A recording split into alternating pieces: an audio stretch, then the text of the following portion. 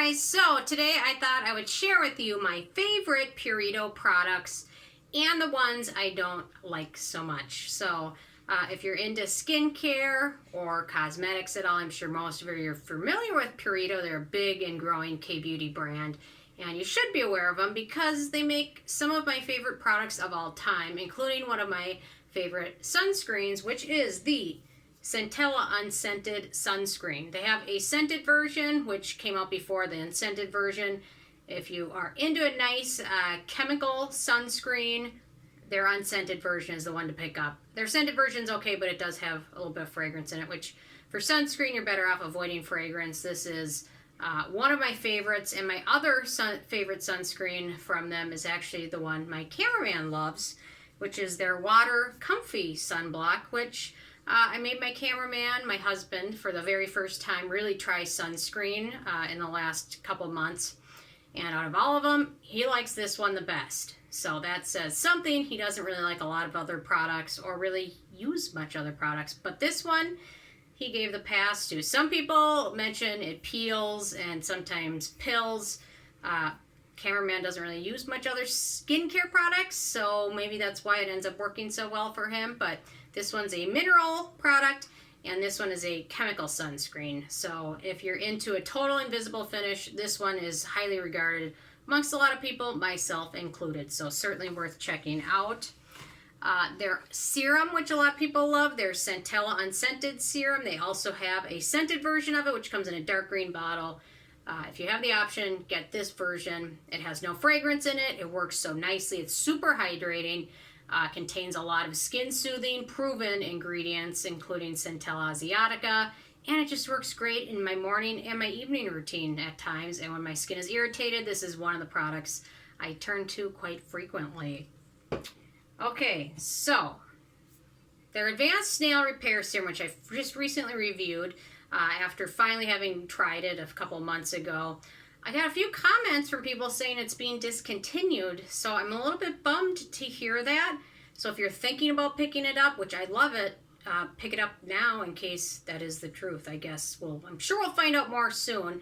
They're always introducing new products and kind of revising old ones, so I guess we'll find out. And in terms of another newer product from them, their From Green Foaming Cleanser. I love this.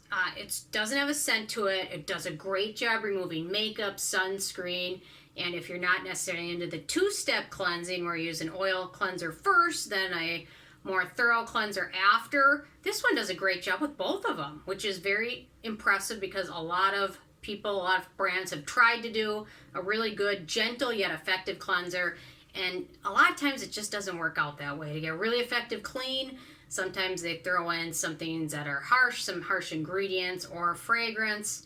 And this one does it all without any of the negatives that I can find. It leaves my skin feeling hydrated, super clean, and no issues with dryness or anything like that. Their other cleanser that I've tried is their Defense Barrier, which does have a small amount of fragrance in it. It's very gentle.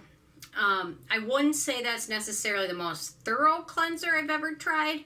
But if you do like the two-step cleanse, this one is a good follow-up to that. It really doesn't do the best job of cleansing or removing sunscreen on its own, so it really needs to be part of a two-step cleanse. But if you're like in the morning when you're not really rinsing any sunscreens or anything else off, it works pretty good for that. It does have a little bit of fragrance in there. Most of that, or all of that, actually ends up down the drain, so it's not a huge deal. If you're going to have fragrance in something, it's better a cleanser than something that sits on your skin for a long, long time. So that's why I should mention that one. I'm going to quick mention one of the products I really ended up disliking. And it wasn't totally confirmed for me until this morning when I talked to a friend of mine who has tried their vitamin C serum and mentioned that it oxidized really quickly. And I noticed my bottle was oxidized, and I thought, it could be a one-off, it could be a supply issue, it could be how I stored it. But when it gets confirmed by somebody else, then I'm more likely to think it wasn't just a one-off. It could be just an issue with this product. Of course, I haven't seen that really in many other reviews online of it. And up until it oxidized, I really liked it. But now, after not having a long time to use it, it's oxidized, it's no good. I finally regretfully pulled it from my skincare fridge because it's just not good anymore. But I really liked it up until then, which makes it kind of a bummer, but perhaps they're having issues that some other brands have with oxidization and not being able to manufacture it like other brands can do once a month. So you're always getting fresh product. I'm not exactly sure what the total issue is, but at this point I would say don't pick it up.